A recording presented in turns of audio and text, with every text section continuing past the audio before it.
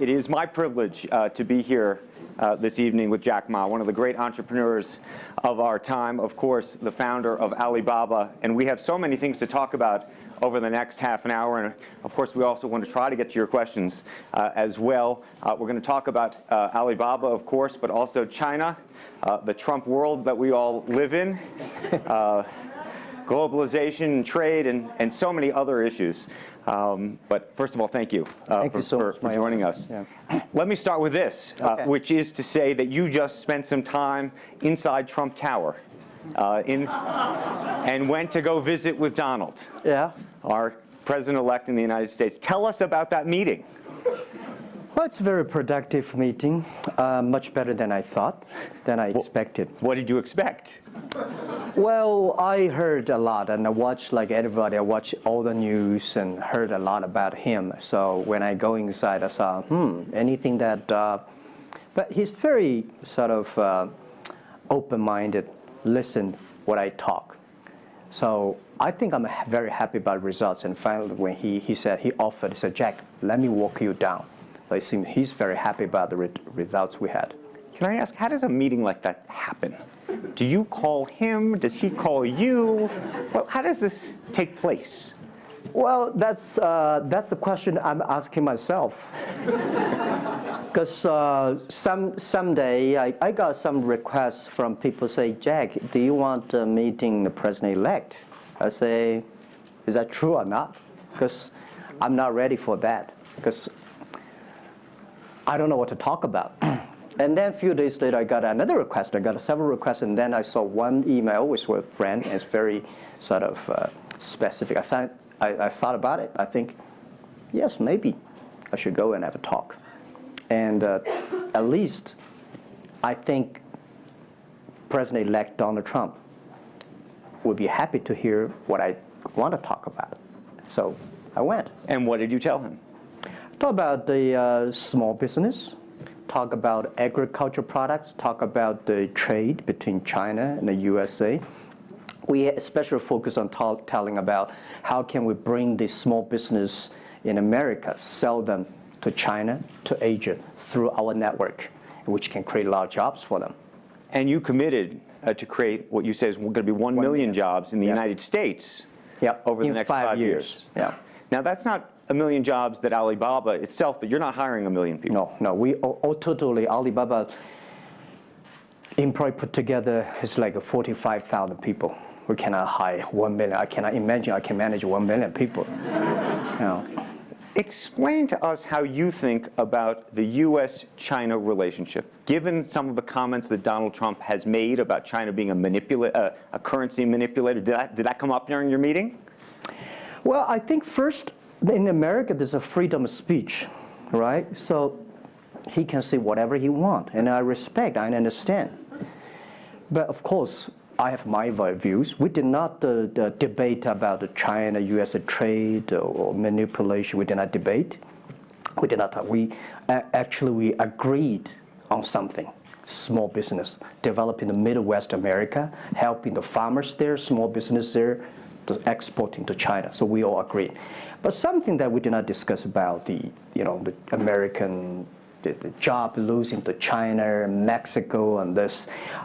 Can I share with you my ideas? Please. Yeah. First, I think 30 years ago, when I just graduated from universities, I heard America had a wonderful strategy. They outsource the manufacturing job, service jobs. They outsource the manufacturer to Mexico and China, outsource the service job to India. There's a book called The World is Flat. Tom Friedman, colleague at the New York Times. And I think it's a perfect strategy. You know, that the Americans said, we just want to control the IP, we just want technology, we just want the brand, and leave the lower-end jobs for the world. Great strategy. And second is that the American international companies made millions and millions of dollars from globalization. The top 100 companies in America. Amazing. I remember when I graduated from university, I tried to buy a beeper, the Motorola beeper. Cost me $250. My pay at that time is $10 a month as a teacher. And the cost of making that beeper is only $8 for a chip. Right. So past 30 years, IBM, Cisco, Microsoft, they made tons of money. The profit they made are much more than the 4 largest banks in China put together, the China Mobile Phone, China Unicom, and whatever you name it, put together. Still, these multinational companies made more money then. So their market cap grew more than 100 times in the past 30 years. But where'd the money go? This is what I'm curious, because as a business people, I always care about the balance sheet. Where's the money coming? Where'd the money go? Past 30 years, the American had 13 wars, spending $14.2 trillion. The money going there. What if they spend a part of that money on building up the infrastructure, helping the white collars and blue collars? No matter how strategy good it is, you're supposed to spend money on your own people, right? Not everybody can pass Harvard. Like me, they're not good at education, right? We should spend money on those people who are not good at schooling. And the other money, which I'm curious about, is that when I was young, I heard America is about Ford and Boeing, those big manufacturing companies. Last 10, 20 years, I heard about is Silicon Valley and Wall Street. The money go to the Wall Street. And what happened? Year 2008. The financial crisis wiped out $19.2 trillion USA alone.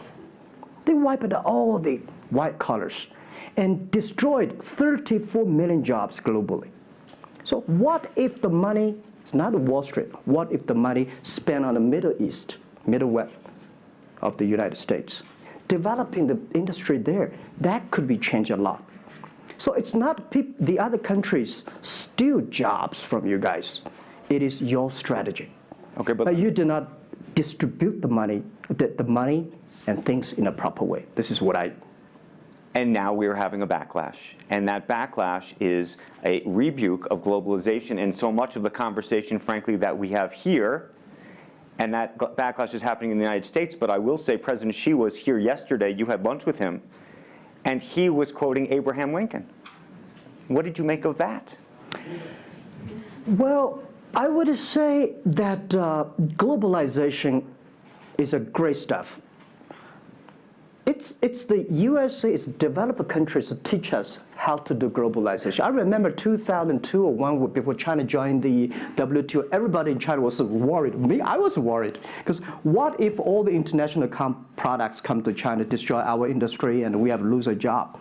So convinced China, after 20 years, then you guys are say, this is a terrible thing. I believe globalization is good, but globalization needs to be improved.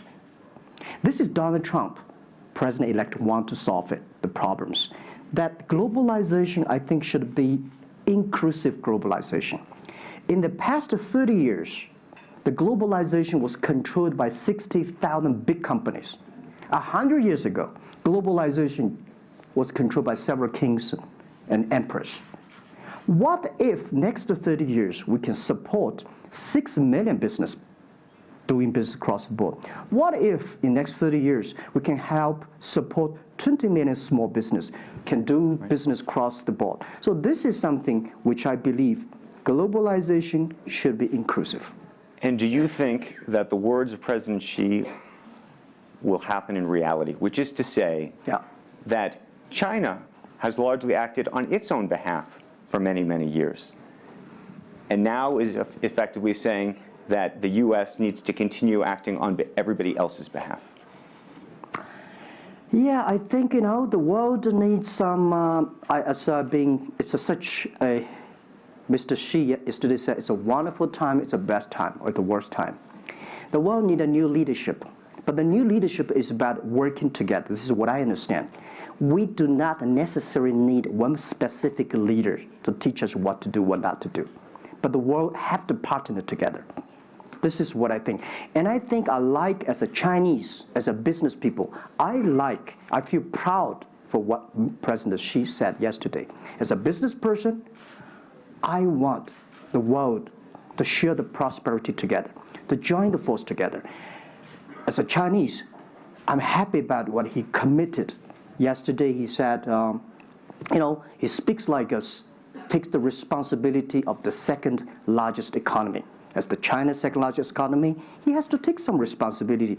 This is the first time I heard a Chinese leader make number commitment. He said, next 10 years, we are going to import 8 trillion US dollars.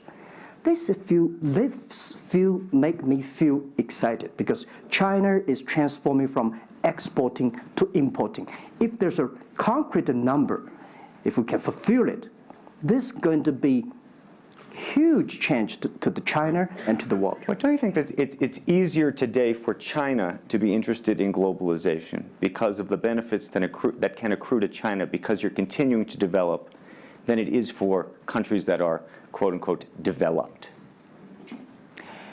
Well, first, the WTO rule is not designed by China.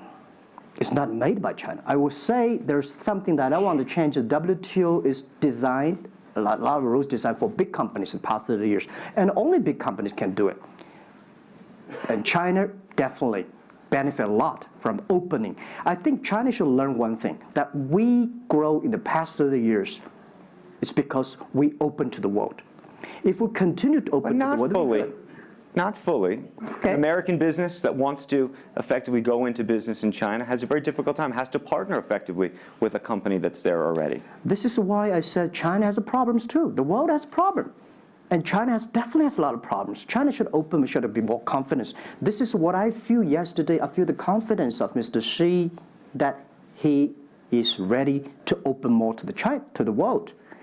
This is what I suggest, that we should solve the problem by business community, right, by negotiation. WTO, China joined WTO for like 20 years or 70 years. I don't know the number. But the past 2 years, that I think we as a business, we as a country, we as the world, we have to review something. Right. But not because unbalanced things, we stop it. You've been calling for something called EWTP. Yeah. What is that?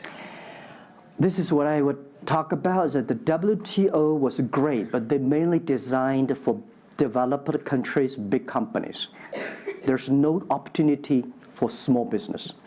We want to build up a EW, Electronic World Trade Platform, to support young people, small business, thanks through mobile phones, internet, they can sell and buy across the board. And the other thing is that WTO is a very interesting organization. When you put the Doha round, when you put 200 government officers in a one room, ask them to agree on something, it's impossible. I can never imagine that they can agree on something together. Business should be designed by business people. So we believe EWTP should be something that the business people sit down together, agree on something, negotiate on something, and get endorsement from the government. I want to talk a little bit about Alibaba and the model itself, because I think for many in the West, if you will, they don't necessarily understand it. And to the extent that the extent that I could try to compare it to Amazon, which I know you think is an unfair comparison, one of the things that's so fascinating to me is that Amazon and Jeff Bezos have pursued what might be described as a very asset-heavy business model. They're buying airplanes. They want to own the entire supply chain from beginning to end. And Alibaba has effectively an asset-light business. It is very much, in terms of the retail piece of this, the opposite. You don't want to own the warehouses. You don't want to own the logistics companies. How do you think about that? Is Jeff Bezos right, or are you right? And is there going to be a meeting in the middle? I hope both are right. And because the world can never have one model. If the world has only one correct model, the world is too boring. Right? We need to have all kinds of models. And the people who do the model should believe in the model. And I believe what I do. Right? The difference between Amazon and us. Amazon is more like an empire. Everything they should control themselves, buy and sell. And our philosophy is that we want to be an ecosystem. Our philosophy is to empower others to sell, empower others to service, making sure the other people are more powerful than us, making sure with our technology, our innovation, our partners, our 10 million small business sellers, they can compete with Microsoft, IBM. Our philosophy is that we think using internet technology, we can make every company become Amazon. Remember one thing, today for our sales, our GMV last year is more than 550 billion US dollars. To hire people deliver for us, we need 5 million people. So how can we hire 5 million people deliver things for us to deliver the things we sold? The only way we do is empower the service company, logistics companies, making sure they are efficient, making sure that they make the money, and making sure that they can hire more people. But without owning the whole chain, can you do it as effectively? The idea that you're watching Amazon being able to deliver things now within hours, literally. We made 125 cities deliver within 1 day last year. Imagine, 10 years ago, deliver one thing from Beijing to Hangzhou takes about 8 days. Now you can deliver things from Beijing to Inner Mongolia or some city within 12 hours. It's improving. You can never expect these things happen within 24 hours. We have patience. So I think, can you imagine that within the 11/11 Singles Day, we sold $17 billion, and by delivering more than 600 million packages within 3 days. This is happening, and this is what we feel proud of. It's not how much money we make. It's not how powerful we are. We think because of the technology, we can make the technology very inclusive, that every small companies can use it. This is my dream, because I started my first business in 1992 in China as a small business. In order to borrow money, 5,000 US dollars from bank, took me 3 months to acquire, still failed. So difficult to be a small business. Today, with the technology, we can empower them. This is something I want to do.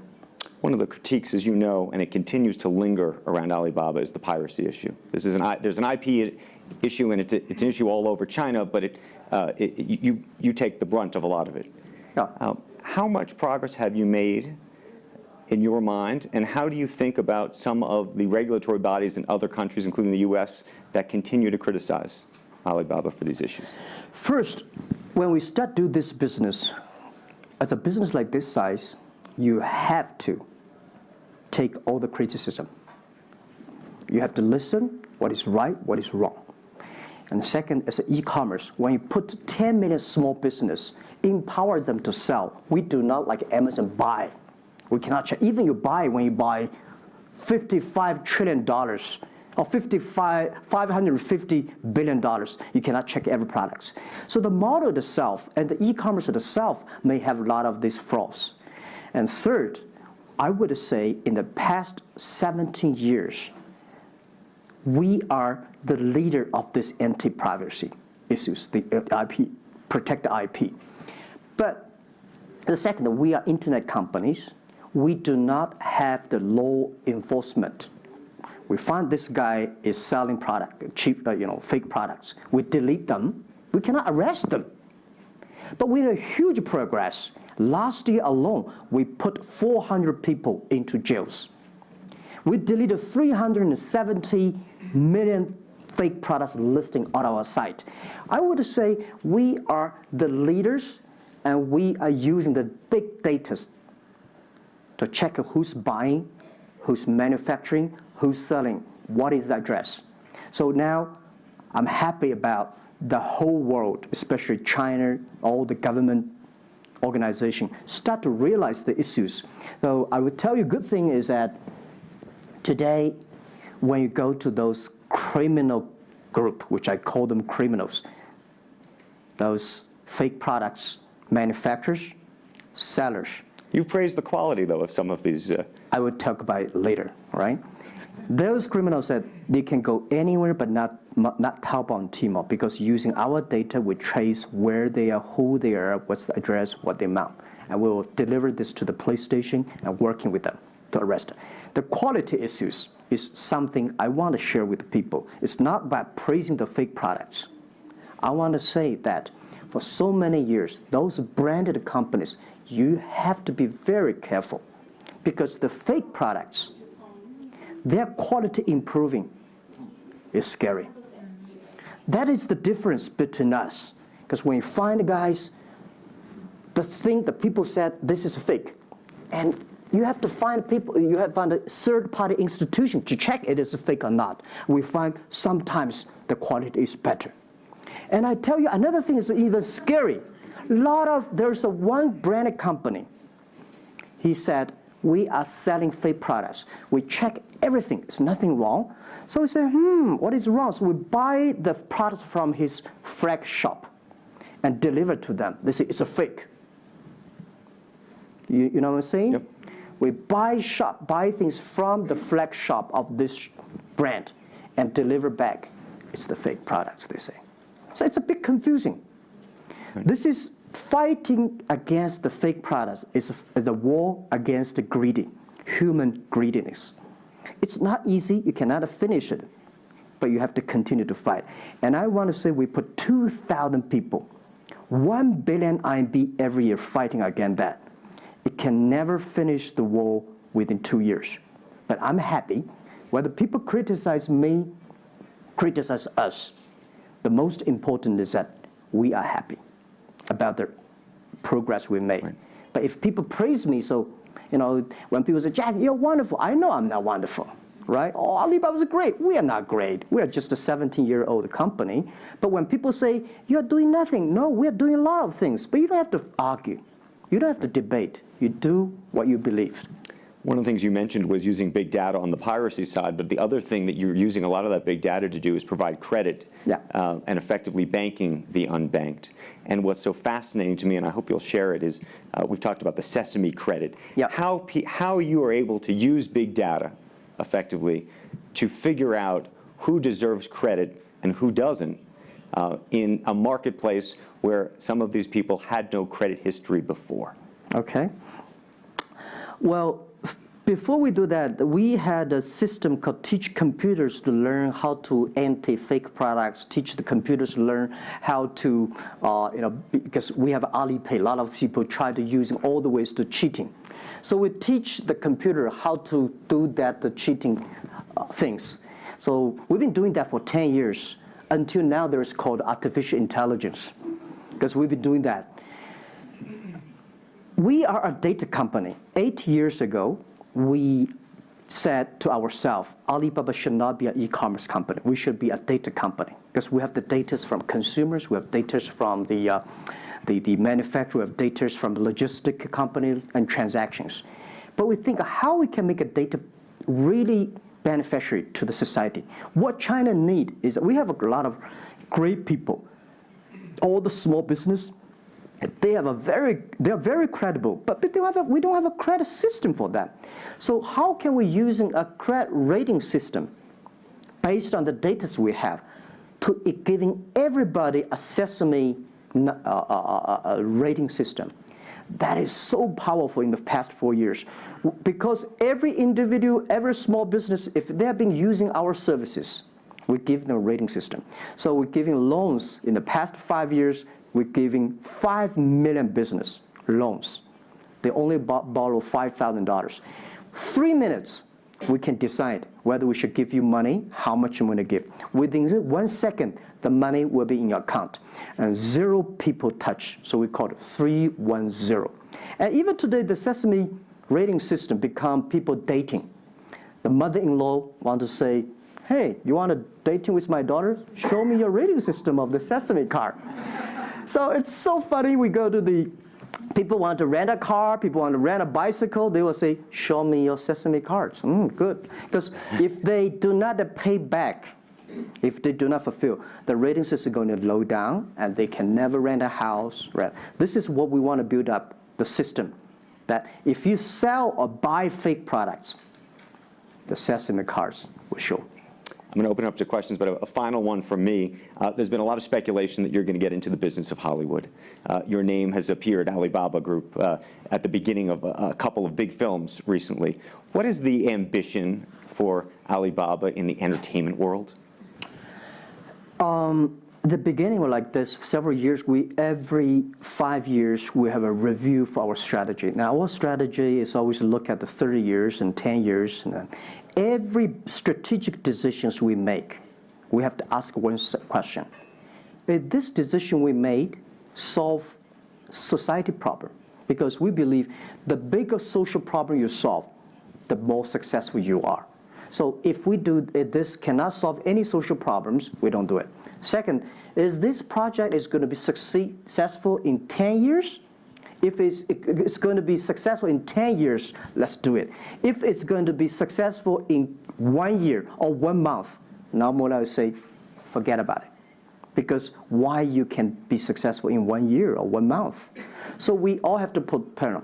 And 5 years ago, we had a big debate about 10 years later, 20 years, what are the things that China society and the world want? So we say happiness and health. 2H strategy. So happiness and health. We believe Hollywood, the movie industry, bring people happy. Because today, nobody's happy. Rich people not happy, poor people not happy, At least when I watch a movie, I feel happy about it, right? So I think we should partner with the Hollywood, especially like a lot of, we have a different way of living. In China, the movie, we have a lot of heroes. But China movies, heroes always dead.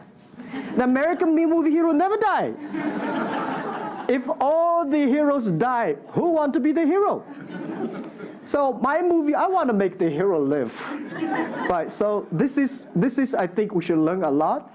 And it's only about 2 years, so we have another 8 years to go. I want to make our company that it's not e-commerce. It's something that giving people inspirations. Giving people, because I learn a lot. For example, I always say that my favorite movie, Forrest Gump. Life's tough. This is I learned, and that inspired me. That is why when people call me crazy, stupid in the past 70 years, you're crazy, you're doing something never work. You're stupid, how can you do that model? Amazon this model, eBay this model, why Alibaba this model? I told myself, Forrest Gump said, go ahead. Never care about what the other people. And the other thing, Forrest Gump said, nobody make money out of the catching whales. People make money by catching shrimps. So we serve small business. Fair enough. Jack Ma, we should probably end it there because we're going to run out of time, but I thank you. Thank you so much for the conversation. I promised we'd sneak in a question or two, and we literally have 2 minutes, and they're going to get upset with me. If you have a question, and we're going to, I got to beg you to do it within literally, a second. So go for it right there. Okay, I'm not going to say that China and US is going to have a trade war, but if the Trump administration get tougher on China in terms of trade agreement, is that going to hurt Alibaba? Well, I don't think so. I think China and the US should never have a trade war. We'll never have a trade war. And I think we should give President-elect Donald Trump some time. And he's open-minded. He's listening. And I think the war, it's so easy to launch a war. But it's so difficult, almost impossible sometimes to terminate a war. Iraq war, Afghanistan war, is that finished? No. Trade war. I believe one thing. When trade stops, the war starts. Trade is something that people start to communicate. Trade is something people exchange culture and value. And I will be happy if China and USA agree on something and Alibaba business model destroyed. I would destroy Alibaba model by stopping the war between. Because how can you imagine the first largest economy of the world, second largest economy of the world, have a trade war? It's going to be a disaster for two countries and for the world. If anybody can do something to stop it, do anything to stop it. Did you have a reaction to Trump and the situation with Taiwan and how he's thinking about that? Well, Taiwan, I think this is not something about government. This is not something about business. This is something about people. If the Taiwan issue is the population, if you do Taiwan issue, it's like against 1.4 billion people. So this is another issue. So we're talking about trade, we're not talking about Taiwan. Very politic. Let's take one final question if we can. I think we can steal one more in. Yes, sir, right there. I'm not a politician. I try to This speak is like me, this. a credit store. How do you assure you are not messing up with people's life and you are not dictating the whole, credit kingdom or the system? Because now you are the decision makers, you are the rule makers. Okay. First, I'm not sure. People say, oh, this is uncertain world. Every day is uncertain. The only certain day was yesterday. I'm not sure about that in the future I would dictate, I would be stupid. That's why I should retire early when I'm young. That is why I have a lot of things that I dream I want to do. I want to do philanthropy, I want to be a teacher, I want to go back to school, I want to do the environment. And the world is so wonderful. Why should I be the CEO of Alibaba all the time? I'm coming to this world not to work. I want to come to this world to enjoy my life. I don't want to die in my office. I want to die on the beaches. It's a wonderful message. Jack Ma, thank you for the conversation. Well, can I say one last thing? Yes, please, please. I just want to give my last advice to any people here that every government should pay attention to in the next 30 years are critical for the world. Every revolution, technology revolution takes about 50 years. The first 20 years, technology company. Next 30 years, the implication of the technology. Focus on next 30 years. The first 20 years, eBay, Amazon, Facebook, Alibaba, Google, good. The most important is that make the technology inclusive, make the world change. This is 30 years. Next, pay attention to those people who are 30 years old, because those are internet generation. They will change the world. They are the builder of the world. Third, that let's pay attention to the company who have fewer than 30 employees. So 30 years and 30 years old and 30 employees. That can make the world much better. Jack Ma, thank you very, very much. Thank you. Thank you. Thank you. Really appreciate it. Thank you. Thank you.